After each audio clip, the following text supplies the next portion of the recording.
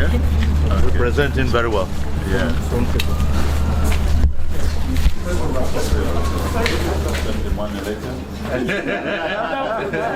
For services rendered. Yes. Welcome, sir. Thank you very much. We're happy to be here. Sean went to station. Then let us know where to go. We're starting from here, so let me get them now. Are they come?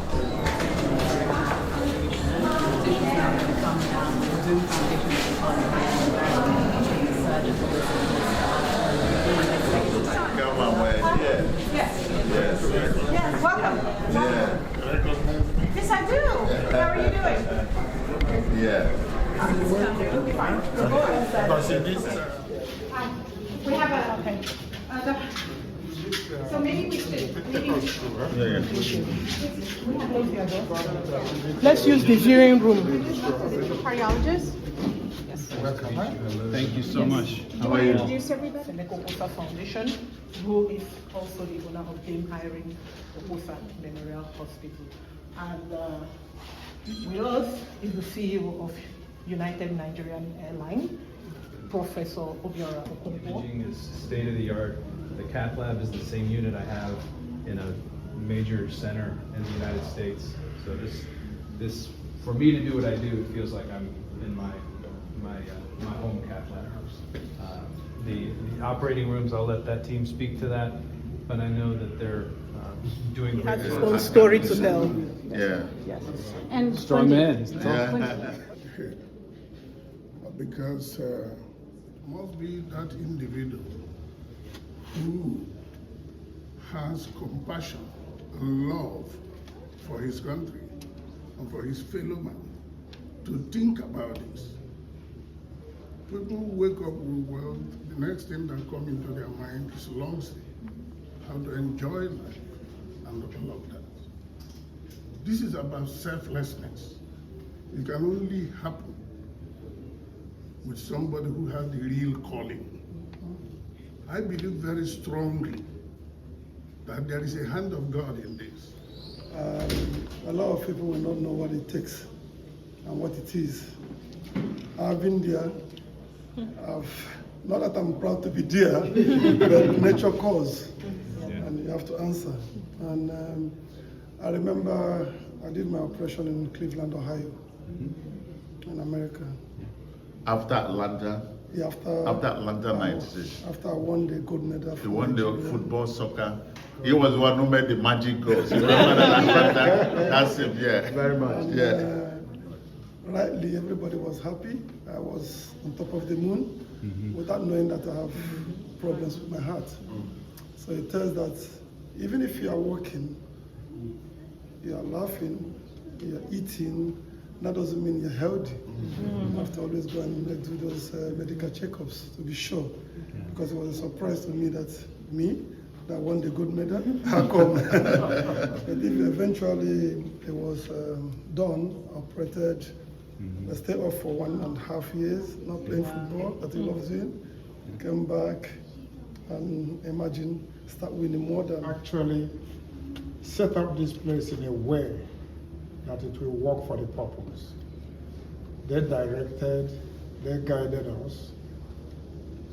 I remember clocks, we're talking about the mechanical works, the electrical works, the ICT systems. I sat on top of it to make sure it worked. Because I'm fortunate to be an electronic and electrical engineer. And by training and of course experience, I got involved in building systems. So I know what to look out for. So that helped a lot. But today we're here today because of my brother here, Professor Obiora Okonkwo, the chairman of United Nigerian Airlines, and my brother here, Papilo, we call him. Papilo. Kanu Nwankwo is known all over the world. Yes. He, Professor Okonkwo, is partnered with us here to make your coming in and going from here easier. Thank you. We have had all kinds of issues before because logistics can be a problem sometimes. So it's made that very easy for us. And I thank you very much. It will be easier after this. Purpose is to save lives. Make sure that it does its best to be able to take care of people with heart issues, taking them all over the world for them to be cured. What we are trying to achieve today is how we work together so that some of those procedures can be done here. And it's a testimony to what we've jointly put here to make it work. But of course, we're here today, and we're able to be here because we have people running here. The medical director is involved in operations, so you may not be able to see him except just shake hands with him when we run into him. And other things we do in education, you can see the school, the students there. They are coming from the Mary Nwankwo Memorial Convent. All these are named after my late mom, who was an educationist and brought us all up and showed us the way to do the right things. So we're giving back. But then my daughter here, Bundi, a lawyer, is being the one running at the top. I have so many other things I'm doing. So she is the one running both the hospital at the top level, hospital at the foundation. And without her, I would not be able to even talk about things I do at that level. How do we thank all of you? Because I know what you are doing here has made our being here possible. If you have a cath lab, that's the best cath lab, you have CT scan, but if people are not here to run them, they're as good as not being there. You know. So once more, I thank you all for coming. We'll do our best to move around without disrupting the operations, and then we'll end up at the foundation to have a briefing, and then we'll be able to go. Thank you.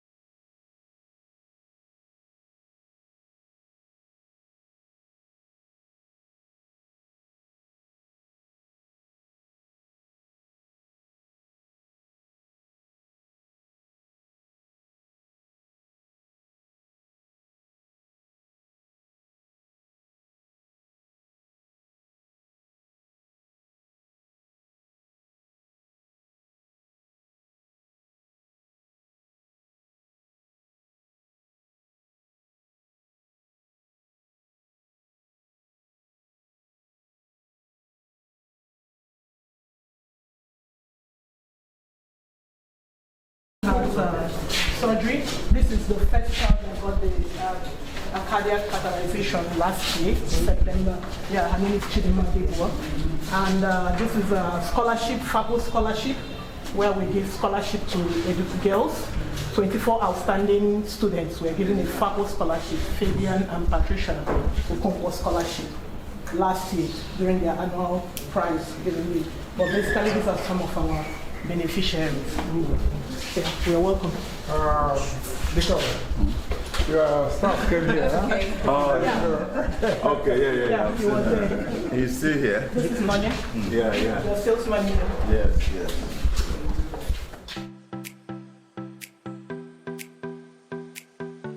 We set up the Starlink system now. Okay. Before there were other systems. Okay. But now with the Starlink is so easy. You can place it with everything. So, and we have redundancies. Sometimes we have two different satellites panels. Everything. So that we are able to test it out. So you can make it through conference calls. It's like being anywhere in the world. In Nigeria to understand the importance of what you are doing and the more of what you need. I'm so impressed. So I'm sure that next time when they come, whatever offer we had, even should be more. So not anything less than double. But for stepping into this place and appreciating what you do, we will partner with you in other ways. We have our responsibilities to support what is progressive. So I think for this day, we should be able to donate 5 million naira to this to support the program. And then we will see how we can progress with time as time goes on that. But you can't on us, okay? So, can you just tell us how you discovered your heart condition and what were the symptoms when you found out? Truly, it was difficult in the sense that I did not have any symptoms or any side effect or something that can show me that I'm sick or of that nature. It's just that I have to go to a test, which close to before they sign me, and then they found out that I had problem with my heart. But then I was like, big shock, big surprise. I'm healthy, won the gold medal, I'm jumping up, and suddenly somebody came and they said, you had a problem. I didn't take it in then, but that's the reality. And I always tell people, definitely 100% go for checkups. Sometimes you feel like you have everything, you're okay, but if you do regular checkups, sometimes it's not like that. You might find out something. Some people are scared because they're going to find out something. But for me, my advice would be they should go for checkups, and then whatever comes up, then you can start sorting it out. Fantastic. That reminds me of some of our beneficiaries. Whenever they come, they always say they never knew that they had a heart problem until they go for a checkup. So this leads me to my next question. Did you ever think you could return to the field and have a normal life after being diagnosed and then going through surgery? First of all, I have to thank God for my life. And, God gives life, and we always have to thank Him. We wake up, we have to thank Him. The question is if I do think that I'm going to stay longer and longer and longer. Nobody is God. It's only God that can take life. But for me, when I went in there, I believe that I'm going to be back. And I did come back. And I thank God. And not only that, I started doing what I love doing. So, but in life, with whatever have happened to you, you have to be very careful, and you have to work towards whatever it is. And for me, for whoever, we don't pray for people to have such, but if you do have such, you have to have hope, you have to believe that God is going to do it for you. And I'm like, that's simple that people see, and then they say, Kanu went in, I was out, I was doing what he was doing.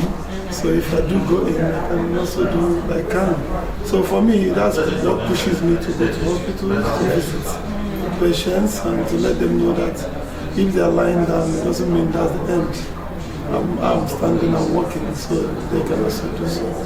So with the Kanu Heart Foundation, I mean, clearly you've already basically told us what has inspired you to start the foundation. So how do you feel when you see young children going through what you went? I mean, you had access to care, right? And through your foundation, a lot of these children wouldn't have had access to care. So how does that make you feel? It's tough. Being an adult, I'm going through the pain. It's really tough. So if you sit back and look at it, and then it's the same operation they're going to do to the younger ones and children, and the same pain is going to be there for them. So when you look at it, you will now realize that, phew, they're going through hell. But all this, we pray for them to survive. And the foundation of the kids who are out there who is having the same, the pain doesn't kill. It's going to happen, but it doesn't kill. But you still have to come back and, do what they love doing, and the parents will be happy to see them. And when you see the kids who are going through this, look at them, they are not really normal. That the eyes are not black and white, their body is not really responding, they are not happy.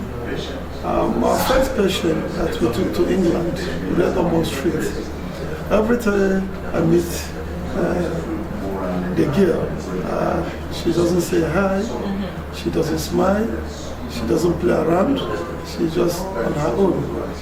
But when we did the operation, and after the operation, then you can see how beautiful she is, and she was enjoying life, playing, jumping, and she's back to life. Whatever we go through, and if you have a heart problem, like we're going through a difficult time, which means that a lot of things will not be functioning well, and it affects the person. Oh, fantastic. So this is like the second to last question. It's very, very important that you answer this. You're from the East. You are here right now in Marino Kosa Foundation. How does it make you feel knowing that you are here now at a facility that's doing something that people can get abroad, but it's at a much lower cost, and then it's also from the eastern part of Nigeria? How does that make you feel? Proud? Do you feel hopeful? It's something great, something wonderful. Really, I didn't even know that we do have such a thing over here. All our goals is to take the patients out of the country and get them operated and bring them back. But coming today is like an eye-opening. I've seen wonders in the such that what I'm looking out there is here, so which is wonderful. And it gives more hope, it gives more belief. It means that instead of taking these kids out to wherever we take them to India, we can use one cost and then save more 3 or 4 lives. Okay. Because when they do go out, you have to pay for the flight, accommodation over there, treatment, and remember, after the operation, you have to pay for the operation. After the operation, they have to stay at least 2 weeks before they start coming back. So all these things are cost. So, but if we do have something of such, which is great over here, not only because it's in the East, wherever it is in the country, it will help a lot and will save a lot of lives. Do you have one more message for donors, government, and people out there that you believe that can possibly help this? Yeah, my message would be like this, that whoever, wherever you are, government, individuals, this is not like a business. This is something that God help us, we help others. And this is saving lives. When you are down, you understand what I'm saying. When you have a problem, you understand what I'm saying. So what I'm saying is, let us all come out, support what we are seeing here, and make sure that we, if it's donating, if it's giving, if it's praying, whatever it is that we have to do to make sure that this goes well, so we can help more. If you come to my foundation, we have almost 100 patients on the waiting list. And such a hospital is wonderful. And not only that, the equipment is top notch. And if you do have the tools, you have people who can do it, then you can save them. So this is a great thing that is happening in Nigeria, in the country we are. And it's going to be a great thing that all of us knows this place, come to this place, and we can now help and save more people, more lives. Thank you so much for your interview. Thank you for your time.